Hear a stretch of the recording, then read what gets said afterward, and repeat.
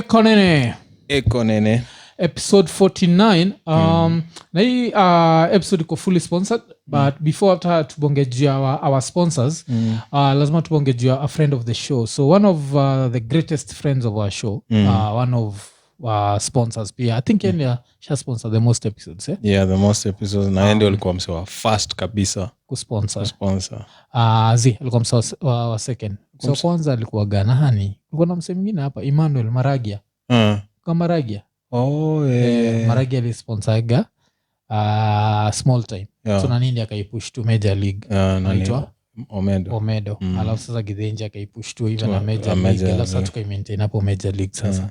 So Martin Omedo amelose madhake kwa last week. So in the process unajuaga hizi vitu vile uaga madhake alikuwa hosi, alikuwa Aga Khan. Alafu ameacha bill moja bigi sana. So since ni a friend of the show, na tunajua kuna wasa na Iko Nini, hawezi jua maybe kuna msee yuko na the power to kujua kusaidia kucontribute. So tuka feel like lazima tungebonga juu yake. So kuna paybill number. So hiyo paybill number pia naenda kuisema na pia itatokea hapa kwa screen, si ndio? So the paybill number ni 8041179. That's 8041179. Basically tunatry kusaidia kuclear bill ya Aga Khan University Hospital ya mother wa Martin Omedo. So ukishaeka pay bill unaweza seti jina yako, alafu donate chochote kile unaweza. Unajua si lazima ikue too much. Anything you have itasaidia kureduce 2 million to maybe 1.999, unajua. Alafu ingine hivyo. So any as hii ni show yetu yani, kila mtu ule wase utusupport, wase watch, this is your show, unajua. So that's why we feel like lazima tungebonga juu story. So na pia kwa nini Martin Omedo, pole sana. Wewe ni mtu wetu. Kwa pamoja. Alafu I really hate the fact that 2021 kumekuwa na a lot of talk about death, unajua. I'm hoping 2022 itakuwa a little bit different. I think these few last months tumebonga juu ya death mara mob sana. But vile ilikuwa last temper. When I question death, the only answer is life. So wacha tu stand na Martin Omedo. Alafu pia vile nimesema hii show iko fully sponsored, na show yenyewe iko sponsored na msee iko masaiza Columbus, Ohio. Columbus, Ohio, home to one of the best MCs, one of my favorite MCs. This MC can really make albums. Because not most MCs can make albums. Blueprint. Blueprint. Columbus, Ohio. So mse ametusponsor this time from Columbus, Ohio, anaitwa Chris Mogo. And afu unajua ukiwa US, the name Mogo. Nikisema Mogo inamaanisha a businessman or a powerful person. Lakini sasa mi nataka ni bring Chris back home kidogo. Love this time nataka ni baptize na jina ya kijaka. So itweke Chris Okello then Mogo. But sasa naichange na kuwa Chris Okello Mogo. Chris Okello Mogo. Chris ameleta unga. So hii show iko sponsor na Chris Okello Mogo, ama Chris Mogo, but Chris Okello Mogo, sindio? Tunashukuru sana. Vile tulisema ukitaka kusponsor show unaweza tu hit up, alafu tutabaki tumekuambia how to sponsor, sinajua. And Chris, tuna hope jo kuna vile Columbus, Ohio inakubamba, sindio? Copyright alikuwa naitaga OH10. OH10. Na pia umetoa wase kadhaa huko pia, producer mkali High Tech, sindio? High Tech atoka huko. Lakini unajua kabla internet kwa tunaita Ohio. Hiyo ndio kitu moja nikatiaga na Kilami. Hakuna consistency. Unajua ile kuna kufaa kuwa na some sort of consistency. Kwa nasikia ati German usomwa kaa Kiswa. Unajua hivyo? German usomwa ukiona kitu ni Van Stogan, ni Stogan, si Stagen. Ati vile Kizungu lazima we polish kiasi. Ama uko unajua the pronunciation before. Like for example, an hour instead of hour. Like where does the H go? Honest. Like Kilami waga na story mob jo. So Chris, when wafanya tunaanza kudebate Kilami jo. Lakini sasa wase to come back to Kenya.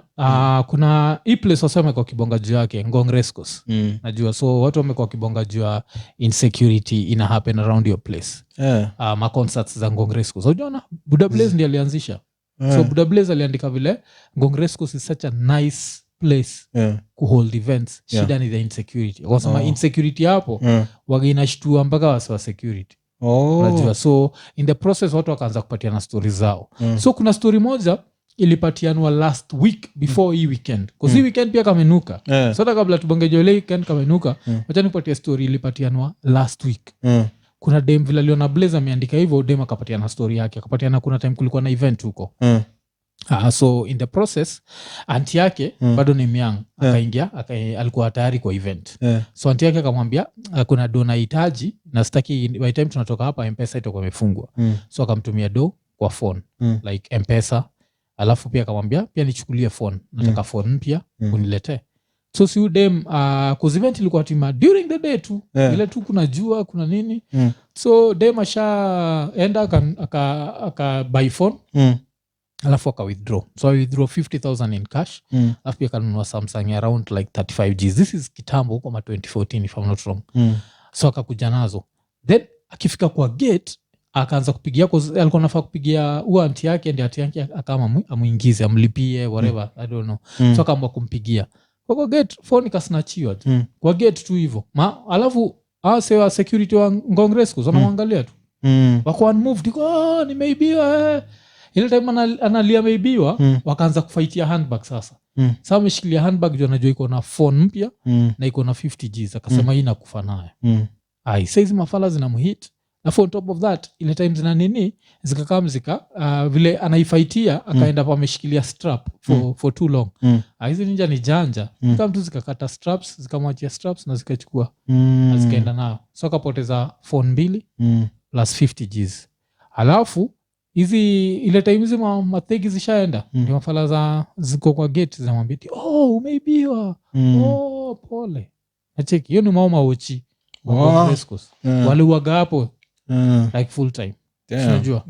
So kuna hiyo. So dem alipatia nayo story. Alafu sasa this weekend kulikuwa na event ya msanaitwa AG baby. Tuanga some Adenkule Gold, some Nigerian dude. I don't even know the dude and I know a lot of Nigerian shit but I don't know that nigga. Alafu ilikuwa na perform na pia Nyashinski alikuwa na perform. So apparently Nyashinski alisema he cannot cut and raise for Nigerian. So he ended up performing after the Nigerian. Lakini sasa what happened after the event ikiisha, that's where it gets interesting. And it gets very sad. Because one of the things that happened is there's a girl who was actually raped. What? Yes, a girl was raped. So this shows you like Jeez. kulikuwa na insecurity, si ndio? Before. Now a girl has been raped and another event will be itakuwa hapo, people will still go. At some point now they have to pay out to rescos. The only way they pay is people don't show up. Let them organize the best event, international artists don't show up. Then they're going to deal with this. Because there's always insecurity everywhere. The only thing is get makarao. Kama karao wa Ngongrescos wamechukuliwa, get private ones from place ingine yote wakuja hapo. Tandikera ya moja risasi history yote isha. Because hii wiki apart from rapes because natumia knives. So tuseme zimekudunga na knives zikuue, zimekata na kitu yako. Wow. Na unajua saizi kuna ile hanga ya COVID. Unajua COVID sasa ndio saizi mamuizi zimetokea. Because there was no one to rob. Now there are people to rob. Najua, and to me when you start mpaka raping, that's the time that's the time for a bullet. Because najua you can steal someone's phone, they'll be angry nini, you rape them, they'll stay with you till they die. They'll live with you till they die. Nacheki. Alafu dem pia akipatia besti yake akipatia na story walimpeleka hosi. Hosi ziko like kurudi kesho. Hazitaki kuchukua evidence. So someone else had to call a friend of a friend. Ule anajuana na hosi, ndio hosi sasa ikubali kuchukua hiyo swab whatever. How messed up is that? So hiyo kuna hiyo rape case, lakini sasa robberies ati watu walipoteza simu. Watu walipoteza simu. Raya ziko zinacheka na watu. Alafu sasa unajua the irony of all this is niko sure because Nyashinski ndiye alifunga show. so nikoshua Nyashinski akifunga alikuwa naogopa Mungu pekee. Hizi ninja zilikuwa nje ziko okay. You just sing along dude. Naogopa Mungu pekee. Natoka hapo nje na kiss na mgati unaogopa nani? Pia wewe nakuogopa. Wow. Jo watu wana bring you back to earth first yani. Na hiyo place unajoga ile kitu katia na hiyo place ni kama unaenda Ngong Race Course kuna kuwaga na ka distance between bara na place unaenda. Damn, that's crazy. Yeah, so saizi kumekuwa na hiyo. So hii kitu fani ni ukienda Twitter uangalie tweet ya Blaze ilikuwa way before this weekend. Because I think ile weekend ingine I think Black Coffee pia aliperform hapo. Yeah. So of course watu walirobiwa. Nacheki. So alafu sasa this time sasa it's even worse because there's a rape.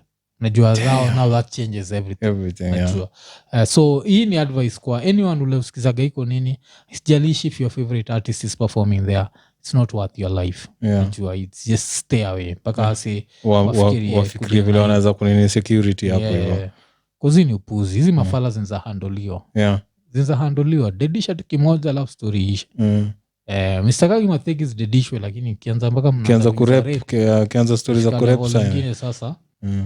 Kwa saa hiyo ndio ujinga ina happen. So hiyo ndio kitu imehappen hii weekend. So meaning that if my favorite artist comes to Kenya, like any of my favorite artists and they ended up performing at race course, disahau. Zata Kanika alikuwa kananuka but see your level.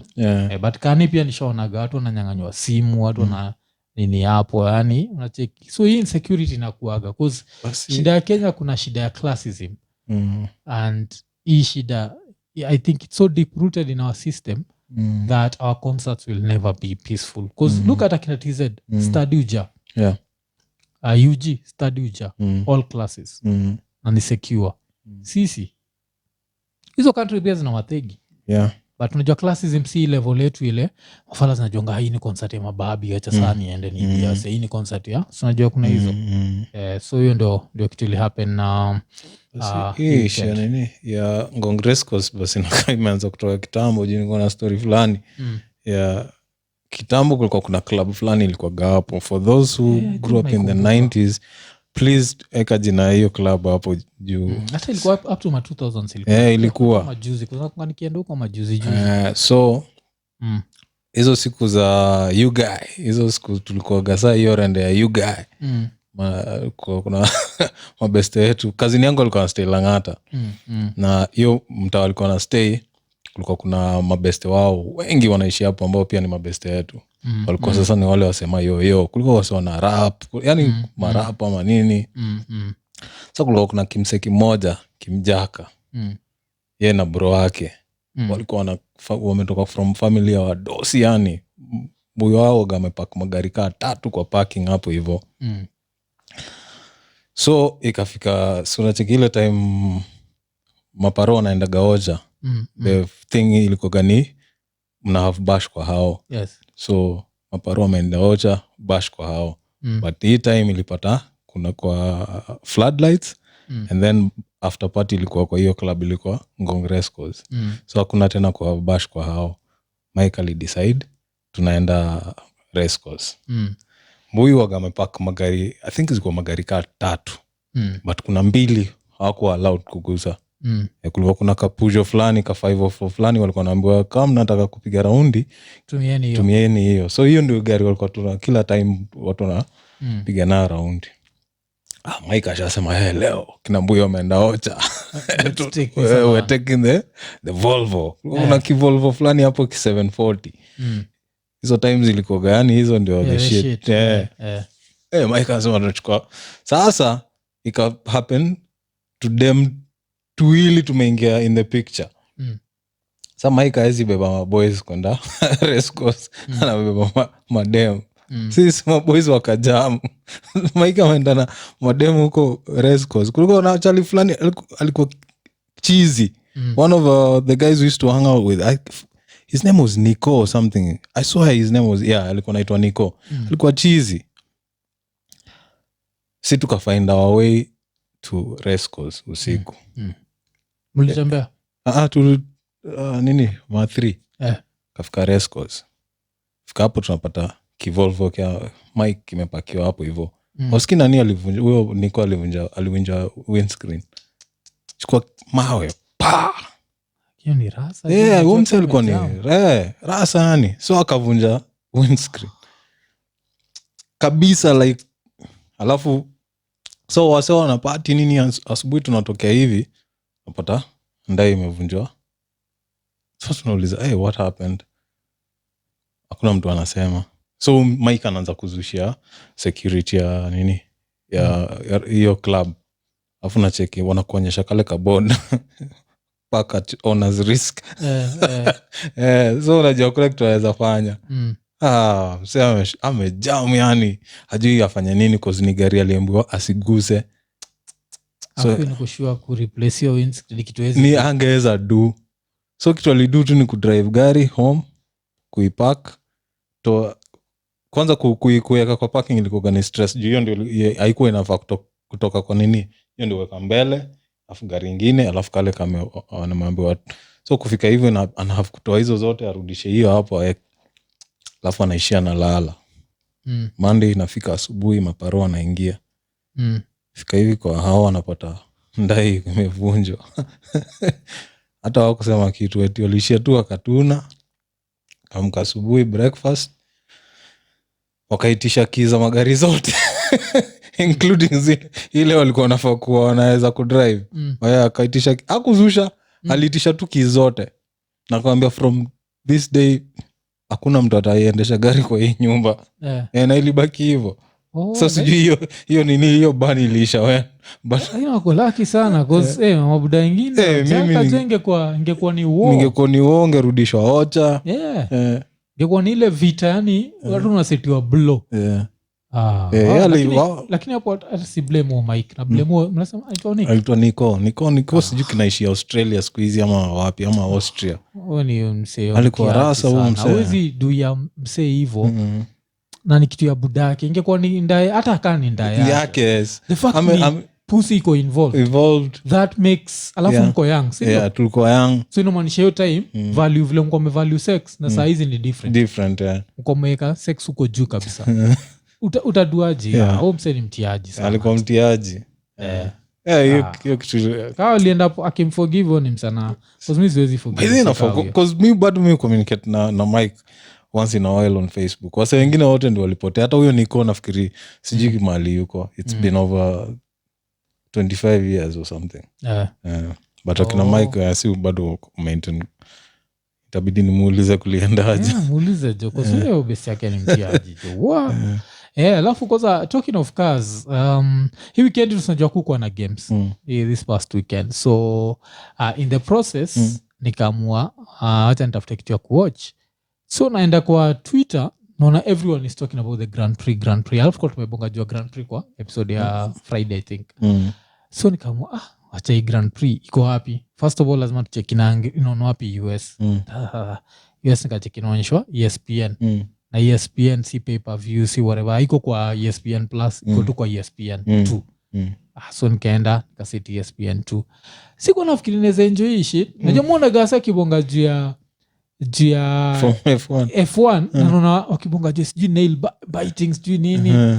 Niko like kitu ya mapunk hii kitu ya mapunk hainihusu unajua wacha nikae chini alafu sasa nilikama hapa I think ikiwa lap car number huko 47 hivi of 71 saa kijana mwenyewe Lewis Hamilton iko nyuma hii raya Max Verstappen cause muchu kio raya siwachiki nini but nishawachiki highlights kidogo za Max kinakuwa kimseki matako sana so sumsa try compete hiyo kitu yenye ina tension uliwachia hii weekend sijali overtake kwa nini cause kuna ile time alitry overtake huo Verstappen huo Max akamrusha nje so ya vile waga play nini akabaki huko nje so sasa akaanza kutry kumget eventually alimpata jona akampita shit ilikuwa saa mimi first time yangu kuwatch shit so na commentators tayari washasettle mse ashashinda hiki tu bado nikozia hajashinda hiki ndio iendelee so nani akabaki ameshinda Lewis Hamilton. Alafu unajua nini maresi sampendagi because unajua this is supposed to be a white sport. Unajua kina Schumacher tumetoka kwa hiyo era yao walikuwa na nani tena apart from Schumacher kuna mwingine tena Sebastian Vettel unacheki but Sebastian bado yuko but sasa tunakunga kuna time alikuwa na so kuna time tuo just white people dominating now comes someone who can be classified as a nigger. They can't even look at the half white part. How they just see some little nigger blood and it's over. Aswa namchukia sijui ameshinda juu ya ndae sijui amejinini kuna mpaka akamlamika linibamba sana. I'll never respect him. According to me, he has 0 championships. He has 0 Grand Prix. Okay. That's according to you. I'm sure you bali analala iko I have 0 that kawaii boy. Yani asejo au ni bambaga sana. Tukidominate white sports cause pia hakufurahia guy. That's one of the reasons wanachukia the Serena sisters. Cause hiyo movie inatokea hii wiki. Si ndio inatokea Friday. King Richard. Will Smith inatokea hii Friday. So one of the reasons wanachukia the Serena sisters au the Williams sisters ni juu tennis supposed to be a white sport na pia nani ufala mwingine ule alikuwa anajifanyisha sim black anaitwa Tiger Woods. One of the reasons hakuwa napendwa ni juu that's also supposed to be like a white sport. Ule ochio nini ya Tiger Woods like documentary yake alianza kucheza golf just juu kwa 3 years old. Hiyo ndio story mimi usikia basi sikuachio nini. Kuna documentary yake iko HBO inaitwa Tiger. Kuna part 1 na part 2 really dope na nilikuiwatch. Hata umenikumbusha pia juu ya nini. Acha tubonge juu ya TV kidogo. Another documentary unanid kuwatch. Unakumbuka hizi raya zangu zinaitwa Digidas zilisemanga murder the system like the niggers up in Attica. Kwa ile kwa hardcore rap act is back. So murder the system like the niggers up in Attica. So kuna documentary ya inaitwa tu Attica. Documentary iko Showtime. Mtu wangu waswako US jo tukibonga juu ya Showtime ni it's part of you and thank you kwa alaso to hook up wako US we feel like we are there.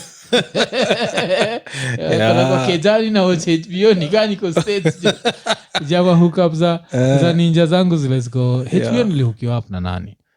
HBO nimehukiwa up na Namisi. Bisi yangu naitwa Namisi. Shout out to Namisi jo. So I think pia HBO na Showtime zote ijua na misi amenihuka pia na Hulu but sasa let's go back to the documentary Attica. So inakuambia juu ya what happened in Attica prison in 1971. So kitu ili happen prisoners wako wanapatiwa hata toilet paper wako wanapatiwa toothpaste wako wanapatiwa nini so there was an uprising so they decided like to riot alafu the jail was 70% black. Are we surprised? Then 30% the other races but then all the guards were white so wakaamua kuriot. So wakiriot the first thing wakianzisha riot unajua lazima ianze violent so they beat up one guard but hakudedi so a few of the prisoners wakamchukua wakamweka kwa mattress wakampeleka place ile anazakam achukuliwe so alafu in the process kuna salikuwa Vietnam sijui alikuwa nini wakaonyesha wasee vile how to set up during a war so wakachimba mpaka nje ya jail hapo tu wasome chimba mpaka wasome digni kama whatever sijui zinafaa kuitwa nini wanachila hapo nje ma trenches wameka sheets kama tent wanastay hapo so wana negotiate like tupatieni at least toothpaste tupatieni nini so they negotiate some of these things but then when the negotiations zinaenda kuisha kale kamseka kadedi so after kudedi ule guard Nixon alikuwa nabonga na that time one of the Rockefeller grandkids alikuwa the mayor wa New York so Nixon akamwambia na negotiate aje na Mategi na need kuingia huko ndani so hizi mafala zikaenda zikachukua guns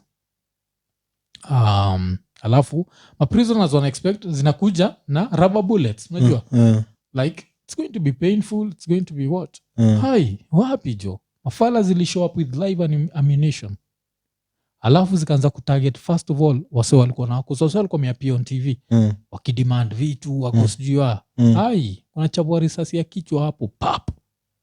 Alafu sasa ndio ziingie kwa jela zikatumia some of these gases uonaga kwa movies.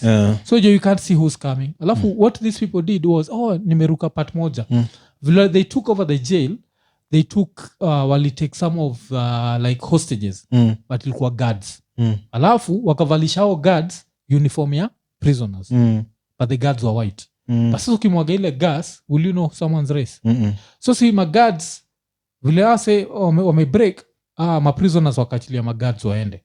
So maguards wakienda wanachabwa tu bullets. Kuzizi ninja hasijui tofauti ya guard na zina shoot tu aimlessly. Alafu sa hiyo when they're shooting aimlessly, there is actually someone saying like, surrender, you will not be harmed. Surrender, you will not be harmed. Alafu unaona majournalist, kuna footage ya majournalist wakiwa nje ya jela. Wasikia bullets. Wasi wanaangushwa tu. By the time that ended, 29 prisoners were dead. 9 guards were dead. So now they had to justify how these 9 guards died. So press statement ikakuwa like, tulipata maguards wameslitiwa throats, sijui nini. Alafu zuri, si lazima kuwe na corona. The corona nakam, the next day kuzi. Hakuna mtu alikatoa shingo. Everyone was killed by a bullet. Using any bullets, by law enforcement bullets. So in the process they settled for like $12 million for hizo like families za maguards na nini. But it shows you how US is fucked up. As in they just entered your jail. Alafu sasa wale wase wako alive to tell the story. Wanakuambia kuna footage ya a white boy kiwa nje kisema white power. Sasa wali survive. Wanakuambia vile walikuwa dig trenches. Sisi ninja zilikata maji nini, so walikuwa na wana shit kwa kuna places wali create za kushit. Walikuwa naomba wa crawl through your shit. Alafu naomba nigga, if you look up I'm going to blow your brains out. So you had 2 choices, either pride or go through the shit. Then through the shit. But now they lived. This is like they're telling us the story like how many 49 years later. You're like 50 years later. So yeah, that's what happened, man. Alafu unajua after I saw that story, it made me, I'm super paranoid. Like I actually feel like wale mabesi zetu wako US, they're very strong. I'm too afraid of the US right now. Like I think this is the way. If I could sit down the US embassy, nazawambia the way to fight immigration to America is show people as much stuff about America as possible. As possible, yeah. No one will want to come there. Mistaki kuenda US mtu wangu. Because by mistake I end up in jail. First of all, there's a nigga trying to rape you. Another nigga is trying to stab you. The guards are disrespecting me. Yani the food show footage. Mi naweza ambia like states tunafaa kuandikia proposal John ni US embassy. Tuambie tu pale tu wakichukua place kama KNT. Just show people about life in America. Just show the real. Wale everyone akisha apply for visa. Namuonyesha first day watu wataenda US. Your country. Country. Shout out to Chris Mogo, umetusponsor hii show. Shout out Alex Red, Daswa Walanguzi. Kuna msemo mwingine anaitwa nani? Gashanja. You are our people. You support us. Namisi. But you're strong people, man. You're strong. I can't survive in America. I won't lie to you. I'm a bitch. I'm a bitch, man. That just threat that I can go to jail over bullshit. Like the things I can never go to jail over in Kenya. Traffic violation. US ends up go jail at 3 years traffic violation. Some bullshit like that. They are fighting digs and no man, I don't want like. But your documentary ya Attica iko Showtime. Of course, unaweza get illegally. Hapa Kenya na guess maybe hata iko kwa Showmax. Cause ni ya HBO. But me do an injustice. I've done that thing, an injustice. It's perfect. Alafu nakuonyesha wasolikuwa mpaka samu na kandeve ndio msishutiwe mwonyeshe you are not threat. So chiki wasewa kwa hapo. So like there's a guy alikuwa anaitwa Big Black. Walimlalisha na wakamekea ball kwa shingo. Sasa ameshikilia hivi. Mwambia nigga, if that ball drops you are blowing your head. After hiyo iko ndeve, kuna guns around you, inamaanisha unatetemeka. But that ball never dropped because he's still alive today. You need to watch your shit. So comes back to why I love American hip hop. murder the system like the niggas up in Attica. Hiyo line ya Digidas ndio ilifanyaga nikajua juu ya Attica. Najua na nikajua like there's this fucking prison called Attica. Nacheki. Of course pia nani Jacques de la Rocca pia nani mse mwingine pia naitwa nani Kokoti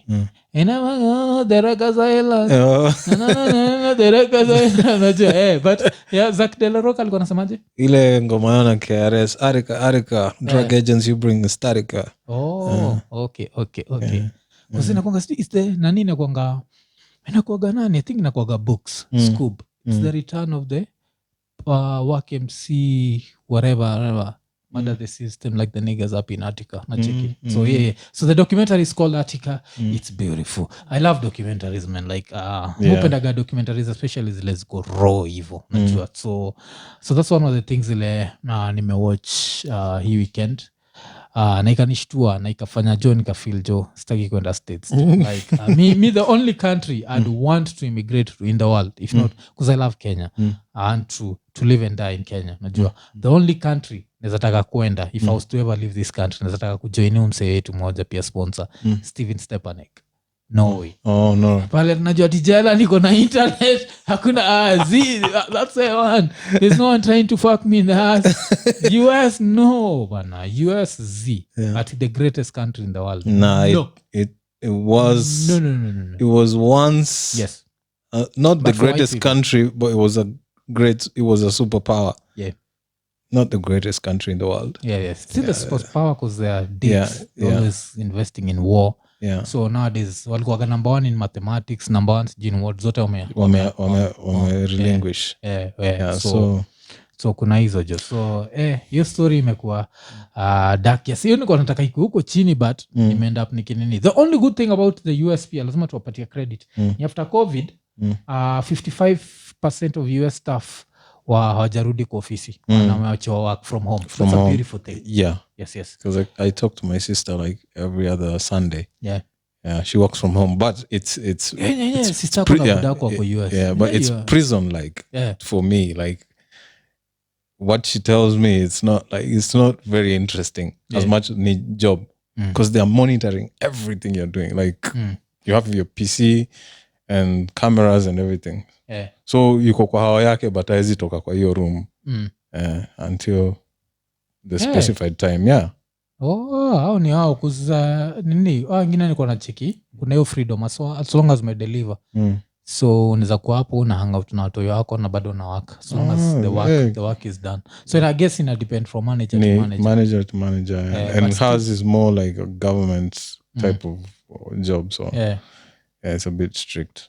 But you can still look at the beauty of that like the most capitalistic country in the world you may notice that you can still be productive at home because hii time yote kama tuseme msana work yuko Jogoro na anatoka maybe sio Kimau na anadu an IT job if they can do it remotely let them do it remotely they don't have to show up there because the thing with hiyo kitu ni udhini the thing like let's say you're leaving from Syokimau to somewhere in Westlands you leave at 5 a.m. in the morning you probably end up in the office by 8 because of traffic and things like that. By that time your brain is exhausted so you're not productive at all. So spend your time kina kutafuta chai kwa nini it's like unaenda hapo uko productive and then what I realize working from home you end up doing more. Alafu pia the office saves more because they spend less on electricity less on hizo mashuga whatever. The last time I was working from home God nikona sawa hata kudishi cause uko kwa because you don't try to prove a point because utaki uambo uende no it's not even utadu even it's not even proving a point it's for me it was like the fact that I'm not there I'm trying to make sure everything is perfect nothing goes wrong so I'm constantly watching kitu ningekuwa kwa ofisi ninafanya na juu nimemaliza na natoka kwenda kutembea nikiwa kwa house siwezi fanya hivyo because I'm monitoring I'm like what if internet break so I'm constantly just there watching and then unasahau lunch ilipita sijakula ala ni 6 you're still there working so you end up like doing way more than you're supposed to be doing but like guys, so that's the future it's like the thing we were talking about like we're still treating jobs like they existed during my father's time. And I'll say my father because let me tell, wacha ni remind wase wajuagi. Budangu alidid in 1996. When my father died, in Kenya, there were no mobile phones. In Kenya, there were no... Budangu akididi hakuwa anajua an email ni nini. So hakuwa anajua internet ni nini. Hakuwa anajua what else, M-Pesa. Hakuwa anajua what a mobile phone is. Najua. Yeah. So we can't still do things the way they were done during my father's time. Yeah. We live in a different world. It's totally... example, now the grandkid is born. And mtoyo wangu by the time alikuwa 4 months old, alikuwa ashika phone yangu na ijaza mate. Phone yangu nilikuwa nachukaga kiwipe nafanya hivi yani. Nacheki. Yeah. So that's the grandfather and the grandkid. Totally different worlds. Yeah. Mimi as the son niko hapo katikati. I've seen both. Yeah. Shalipa internet ya 10 bob per minute. Nakumbuka? Yep. 10 shillings per minute for internet. Na ni slow as fuck. Ilikuwa the fastest ilikuwa sijui 64 kbps. Yeah. Hiyo ilikuwa baadaye. Hiyo ilikuwa ni fast. Hiyo sasa hiyo tunasema ni fast. Ilikuwa una download ngoma ya 4MB for 3 days. Yeah. Nacheza. Unaacha kwa cyber ikidownload naenda home unarudi after 3 days na flash. Si ndio. So it's a different world, and it's high time we treated this different world as a different world, especially when it comes to education, because now let's talk about education. Kuna chuo zimechomwa, chuo kadhaa. So chuo zimechomwa in the past 1 week. Kuna Maranda. Ile Maranda, ile ya Ujakani ina perform vipi kabisa. Jamu moja. Unaona picha za Jamu? Jamu imechomwa kabisa, hii part ya roof yote imeenda. Nani alituambia alikuwa Jamu? Kuna msali alituambia alikuwa Jamu. Sikanya mojasi. Alex Red alikuwa Jamu jo. Alex Red jo, cheki mapicha za Jamu uone. Mpaka nataka tu invite Robo hapa tuongezee Jamu. Kamega High imechomwa the past 1 week. Apart from that kuna Mwala Girls na Nyamira Boys. Alafu sasa vile Jamu ilichomeka I think Saturday night, si Sunday maparo akaenda kucheck watoi wao. So in the process wakambwa hamuzi na watoi wenyu. So when ni paro umesikia tiyo imechomeka, you're worried about your kid. Like, is my kid safe? Do you know what the administration did? They called the police. Police showed up with zile macanons za maji, wakamwagia maparents. Ati kuna parent moja anasema alishtukia amegongwa na hicho kimaji kinakuwaga na force, akaanguka. Azina alianguka vibaya mpaka akaumia. Akasema as soon as ameget mtoi wake hata irudi Jamu tena. Yeah, nacheki. And it goes back to what we are talking about. We can't teach our kids the way we were taught. To me, boarding schools need to be schools za life and death. For like a parent has to show why they are taking their kids to boarding. Otherwise, come to Yatoki, a rural area, afai kuwa naenda boarding, inafaa kuwa day. Because the whole boarding mentality, it's bad. It's like a prison. Yeah. Kasi hivo, let them have boarding, but still give them access to internet. They can still mess around na social media kidogo, hata kani a few hours. Wajue what's happening. Everything in moderation, because even us, like, walikuwa wanataka to see watch hata TV. Yeah. You get, but we were watching it in moderation. Unajua ikifika once a week ama jioni ukishamaliza homework yako, kulikuwa kuna ile program moja ungeweza kuwatch, ukimaliza unaenda unatuna. Kesho ni shule. So they can do the same thing with all like social media. Yeah. So education has to be approached from a different way. And personally, as someone who went to boarding, I hated boarding school. Oh my god. Na boarding school yangu ilikuwa better kushinda yako. Of course. Kisha ukiwa form 1 unaweza ask for permission. I think you could ask for permission to go out. I think 3 times in a term. Of course kuna raya kasi siko tunahepa. So I used to go out like every weekend. Alafu ukiwa form 4 ulikuwa mpaka unaweza lala nje. I think was it like once. Form 4 ulikuwa unaweza toka bila uniform. Alafu ulikuwa allowed to sleep out I don't know how many times. Ulikuwa 18 years old. That Griffin dude had his own. He was like a visionary. Okay, yeah, because that makes sense. Yeah. So saizi, but still now looking at Griffin and then you see one of his products ni fala inaitwa Magoha. Magoha kinasema let's bring back caning. There was no caning in Starehe. So why are you bringing back caning? How does caning help? Ojanio ku believe like if you use violence you're going to help anyone. You're not helping anyone. No, you're not.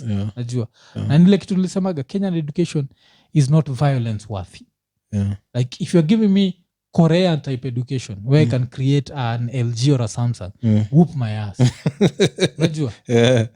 If you're giving me even American, white America education, white America, where I can come up with Google and all that shit, whoop my ass. Lakini kama kuja kutengeneza burunganeta BJ. Si ndio?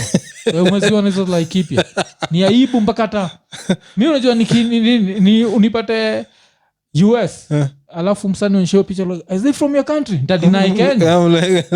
Iko kitabidi crow 3 times. Jona cheza ni. Hakuna vile naweza identify hizo gari. What the fuck? Like kipya jo ile ni aibu jo. Ile ni aibu level nyingine. Don't do that. Yeah, alafu unajua shida ni because the richest people in this country are politicians. We can't work like that. The richest people in a country should not be politicians unless it's the sort of politicians in Qatar, Dubai. But are those really politicians? Would we call them politicians? Not really. They're just leaders. Leaders, yeah. Visionaries. Like, mi ningekuwa naishi Dubai na uniambia I can't talk shit. I'll be like, okay, why am I talking shit? Exactly. Free housing? Yeah. An allowance? Naweza tumia VPN ende pona hapo whatever ni do vitu zangu zingine zote. Why would I talk shit? I can't talk shit. In Kenya I talk shit because I have to work for everything. That's why I need the ability to talk shit. In Dubai you don't need it. Yeah. Qatar, everything is there. It. Systems are working. Everything is working. Yani country ni lakini wale mafala ni visionary. Yeah. Ni visionary mbaya jo. Create a whole country from a desert in less than how many years? Unacheki? Yeah. Sa hiyo Nigeria has that wealth. Congo has more wealth than that. Congo can be turned into Dubai in less than 5 years. Yep. But these assholes are so dumb that they'd rather fight for crumbs than keep the whole Africa jo. Yeah. Waga cast. And sikuwagi mtu ni before ni kosane na religion, kuna ninja kumpatia na story ilikuwa juu ya sisi sijui ni descendants wa mama na nani yule na budaki one of those niggas. I don't care and I don't give a fuck. Nilisha sijui majina but najua kuna one of niggas sijui aliona mbuyo wake akiwa naked akumfunika akatalk shit. Sinakwambia hii sisi hizi raya za Afrika ziliona diki ya budak because hakuna vile unaweza kuwa this dumb. Una run Congo. Yeah. Congo is rich, richer than the whole of Europe and whatever combined. And you're poor. Yeah. You're fighting for crumbs. Yeah. Like how dumb are you? Like hizi mafala zina run Congo, like how stupid are you? No iPhone, no Samsung, no what without Congo. Without Congo, exactly. And you still like how dumb are you? Yes. Azirazi liona budawa kiwa ndele. Hizo ni madescendants ya raya. So usinipatie hiyo headache ya kutry kufigure out ni raya gani. I know it's one of them. Hata si hao wengine mimi najua tu kuna moja ito ham. Kuna hiyo. Zote ni nini just to fictional fictional stories not to keep dumber than dumb. So lakini kutoka hapo talking about politicians, one of the funniest things nishaona ni Ruto ameenda Migori. Alafu Migori kuna kagavana kanaitwa Obado. So Ruto ana address audience, alafu kulikuwa na kamjaka kanabonga na Obado. So Jumsa alikuwa na record Ruto nika sijui vile ili capture but Umsa alikuwa na record nika alikuwa very close to akakamseka na bongo. So kamjaka fulani alikuwa na bonga na Obado. So kanaambia Obado na kijaka ati pesa mse kwa no. Yo pesa umeiba.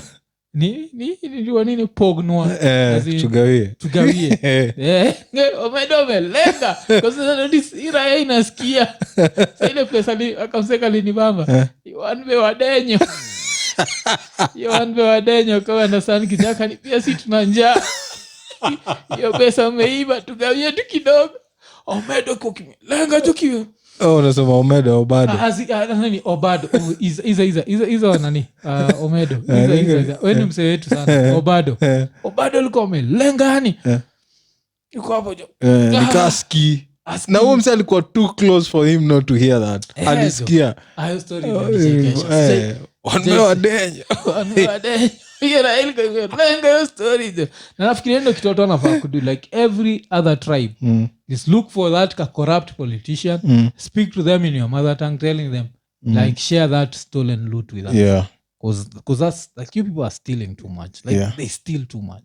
Kuna moja hapa nimeona sijui ni county gani, I think ni Homa Bay. It was just depressing. Alafu kuna saizi unajua Kenya kuna hunger. So 1.5 billion ilikuwa imereleasiwa kufight hunger in Kenya. Imekuwa misappropriated. Of course. Kuna fala saizi iko kotini juu ya hiyo. Of course. Like till ni alafu nataka kuniambia tu kuona nini kabweka some figurative father naked. We are cast, man. Yeah, we are. As in we are. Me ama that story played into our heads. Unacheki, there are things we do without, how can I put it? Umeshasikia the story of the 8 monkeys. Yeah. So we're basically the 8 monkeys.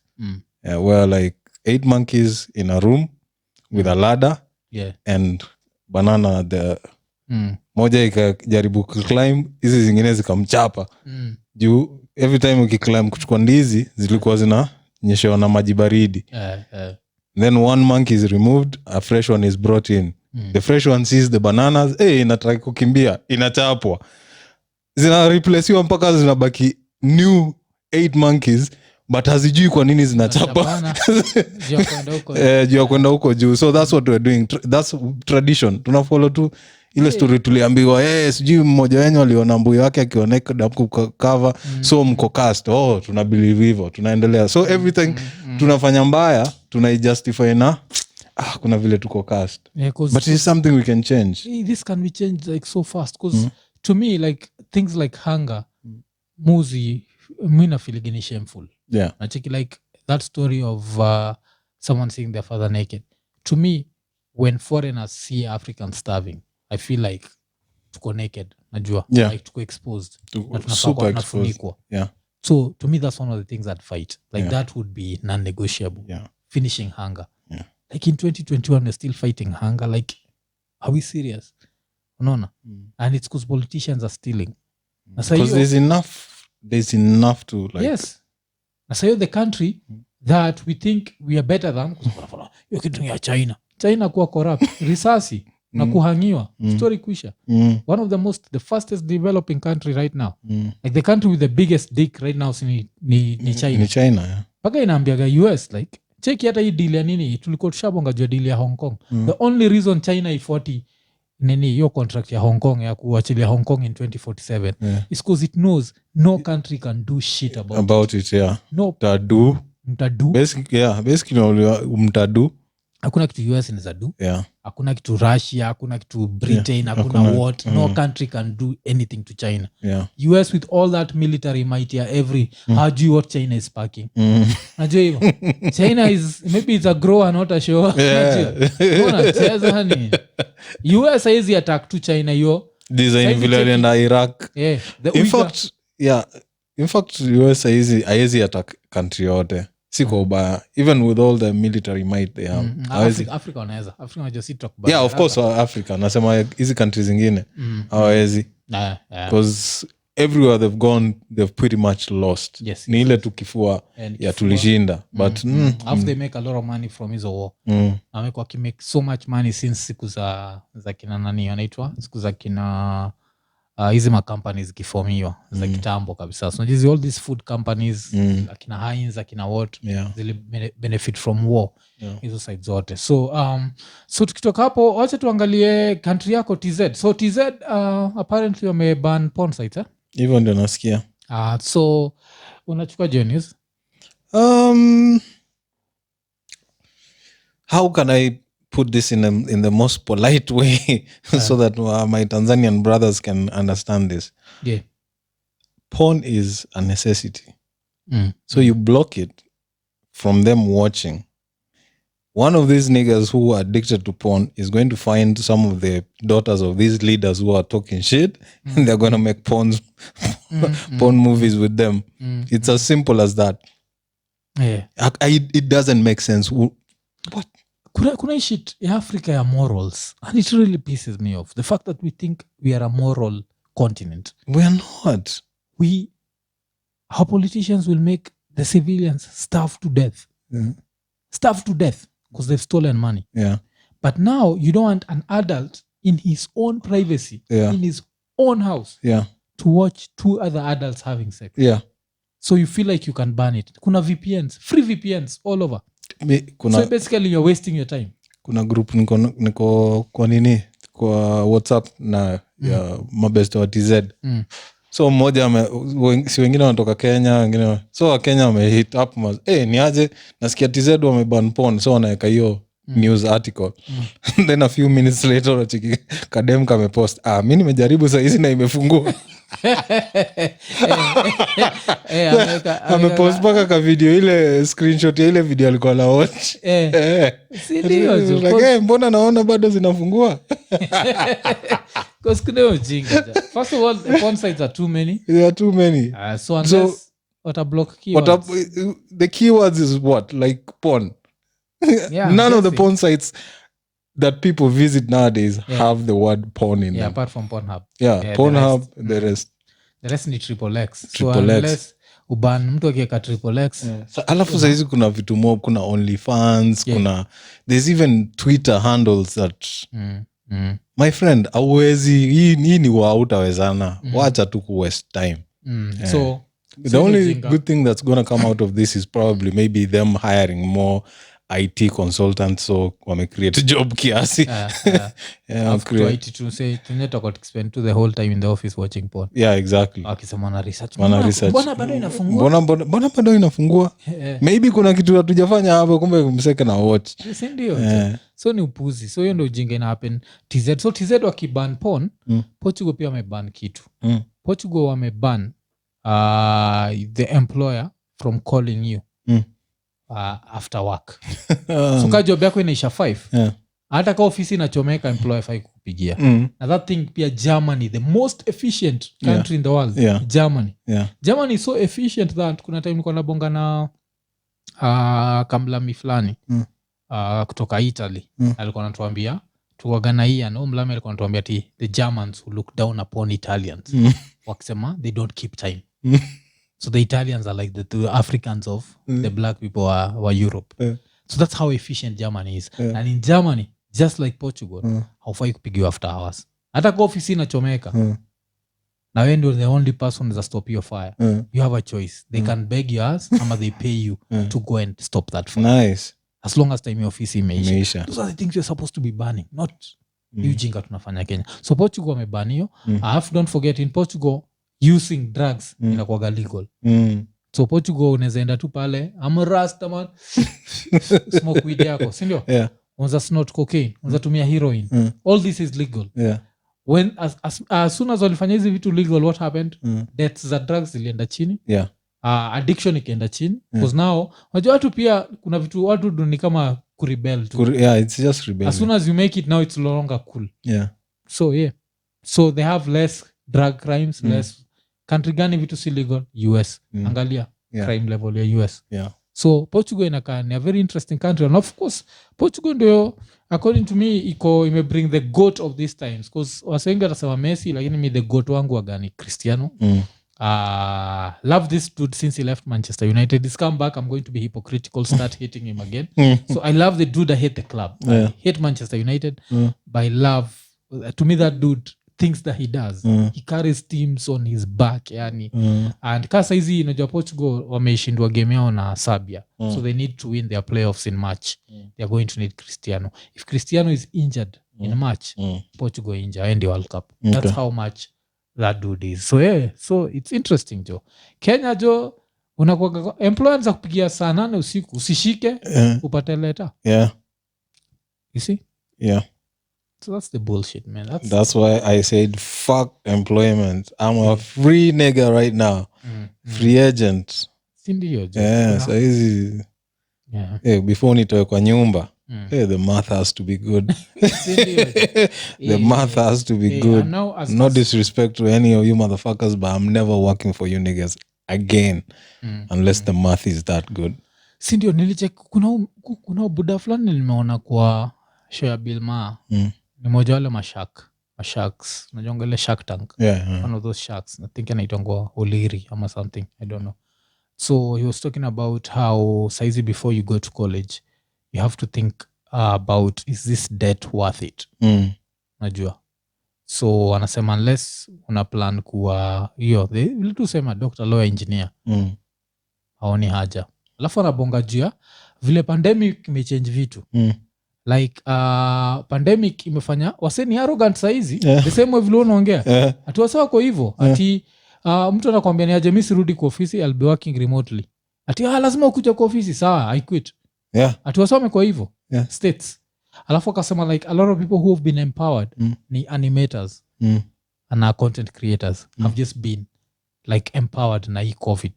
Like so many people have been empowered that's why unaona wamekuwa kisema ati kuna jobs zimekosa watu wa kuwork. Kuzi pandemic ilifanya watu wakachanuka. So unapata kuna fala zikadiscover you can do this. Afu watu akasema sasa wewe keep ofisi yako, keep whatever. So things are changing. So by the time watu wetu wanafika hiyo level, that's why to mimi siwezi taka msee guze odijineni mode yote guze mtoi wangu na mkuchapa kwa nini hii haitampatia job. It's up to me to create a job for my daughter unless she wants to be a doctor, lawyer, lawyer more than even engineer. I think engineering at some point people will be able to figure it out even at home. So doctor, lawyer, because of course you can't have dead bodies operating at home unless you're a serial killer plan. So you need that school. Lawyer you need, because it's some bullshit that's been done before. You need to do that bullshit that the other people did. You can't come up with your own laws. Other professions, no. You don't need school as it was. So things are changing. So even comes back to our help, like, do you need that debt? You don't need that degree. The people who worship degrees kama Buddha zetu took them nowhere. It's time to whatever. Times in a change. So ndio kitu tuko tunabonga juu ya nini hapo kwanza, hata nimesahau. Wewe ndio umenipeleka huko kwa story ya jobs na nini. Akina Portugal. Alafu pia history ya kubuy pets pia ni interesting. Kuna a family in Peru ile libuy dogi. Alafu nashinda kadogi sikana mapua refu. Alafu after some time wanapatia kadogi nyama, kadogi akataki nyama. Kadogi kanahepesha paka za neighbor, kanaua, kanadishi. Kuku za ase, kuja kupata jo ni fox. Walikuwa wamenunua fox, wanafikiria ni dogi. Fox ilibaki ilichafua jo. Kabla discover jo irudishe back to the kakiwa kadogo tu. Kustrike manyisaki wa kifox kikubwa. Kupale tu umelala. Hakuna nyama hapa, inaweza kuattack tu na leo ndio nilikuwa nacheki video fulani ya coyote kaliingia kwa compound ya family fulani. Mazi imegrab kadogi, unajua tu dogi ito chiwawa. Imegrab dogi chiwawa inahepa nayo. Na try kuidedisha. Damn. So familia imetoka mbio mazi na jaribu kufukuza, wakajua tu kadogi kama kufa. So unacheki tule tuburungo twa emergency kwa gari. Mtu waganao kwa gari na nikaka tarumbeta. So walikuwa na moja, kadecide kutumia tu moja nini hivyo ako kakashtuka kakaachilia kakaishia. Dogi kwa isha dead by that. Walipelekwa vet, ikatritiwa, ilikuwa na broken rib na nini kwa shingo. Alafu najua that's just one family vile subanga jo evolution. So like they eat their own. The same way inakuwaga interesting ati unajua nini lions zikiona nini zinza attack leopard na zidish. Wow. Yani hizo nini jungle inakuwaga violent. Lesu danganya jo tulipatiwa dominion jo. Heri msee alicreate story. Msee unajua danganya humans ni special. Cause jo zile vitu zio zikikuona umekaa pale chini maybe hata uko na deal. Uko na deal ya like deal kiingiana ni 1 million. Sindio? Na kutengeza $1 million. Na furahi kombine aje situende to hang out pale na Nairobi National Park. Hile nayo njota kukiambia jo nina deal 100 million. Haitaki kujua. Ninakudishi tu for dinner. Nina kushit the next day. Hapo tulidanganywa. Vile tulidanganya sisi animals. Asi we do everything they do. We bleed like them. We breed like them. Najua we shit like them. Everything animals do we do. We die, we rot. They die, they rot. They can eat us. Lakini we lie to ourselves we are special. If we were special, they'd actually feel it. Ungekuwa unaingia hivi, kila mtu kinatulia kiko like, those are the chosen ones. Unaingia kila mtu kiko. Shona gai kuna kuanga hii clip moja ile waga iko States. Waso wameenda place ya mataiga. Then wamesimama hivi au kwa glass. Kuna glass.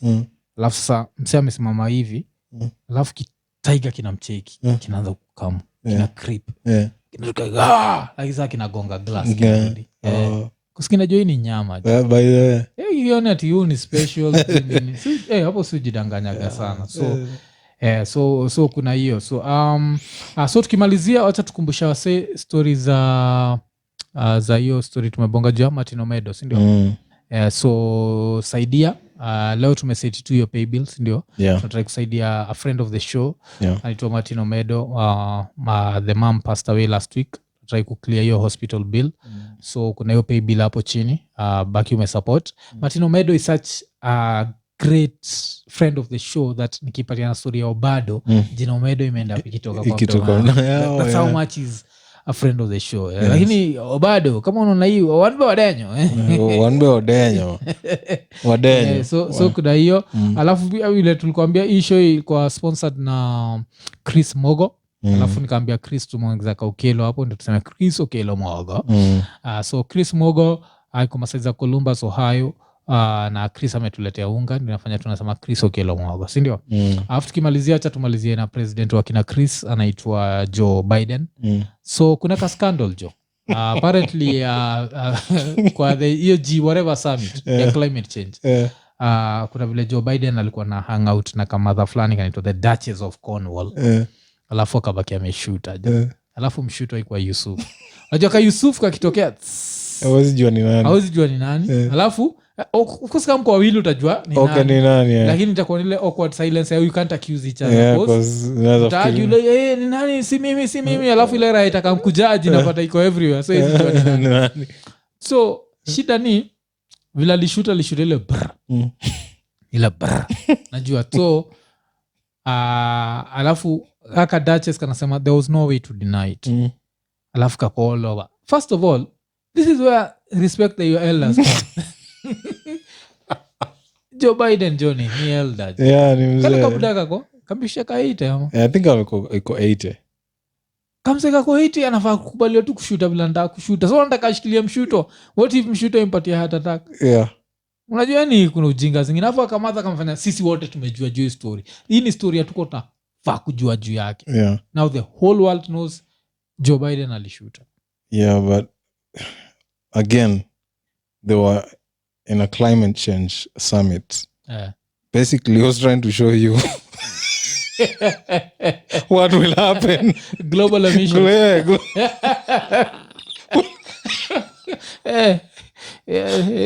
I got the embodiment of global emission exactly if you don't do something right now it's going to be crazy everywhere so Biden aliwakia jo ame-emit gases alafu akafala kakamua kuambia kila mtu so nilifaindia ikiwa bullshit hakuna zile vitu atufai kwa tunajua alafu hapa ninakuonyeshaga jo ka African leader kashute hakuna mtu hata huo dem huo Duchess of what angesema koza neza sema kitu kaa hiyo kumbuka ile raya naitwa nani ile awachata Mugabe I'm going to revenge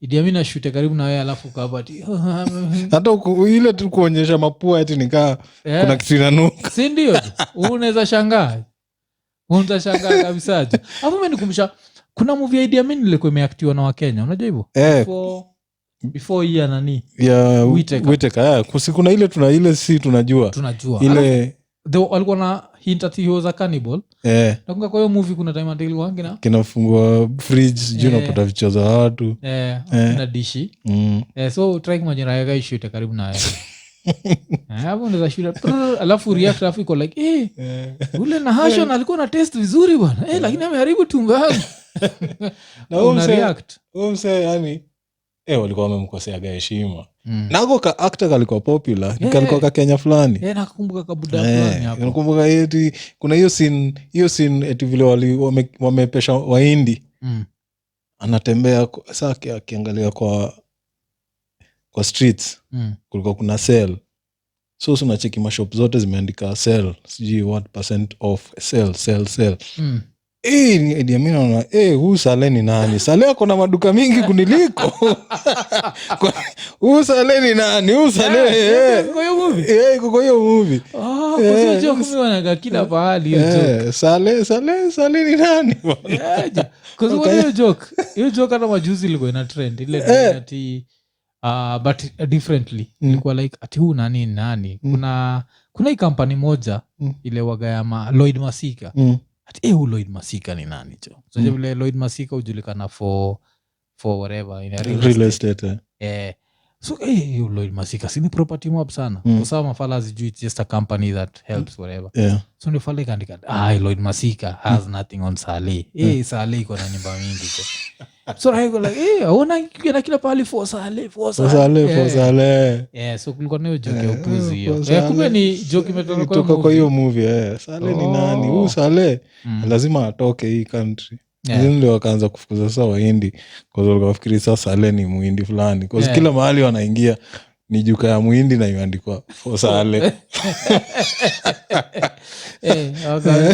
wakaona je lazima ishie mzee lazima ishie so ilikuwa episode 49 vile tumesema tulianza na somber mode so let's support brother yetu anaitwa Martin Omedo alafu pia kama kawaida like subscribe hit the notification button najua tell a friend najua ukitaka kusponsor show pia unaweza baki umehit inbox zetu utuambie pia unaweza join kwanza hii story ya kujoin kuna saja understand so basically vile nilicheki message ya mse fulani alisema ametry kujoin nikakataa so immediately nikatry kujoin na account yangu ya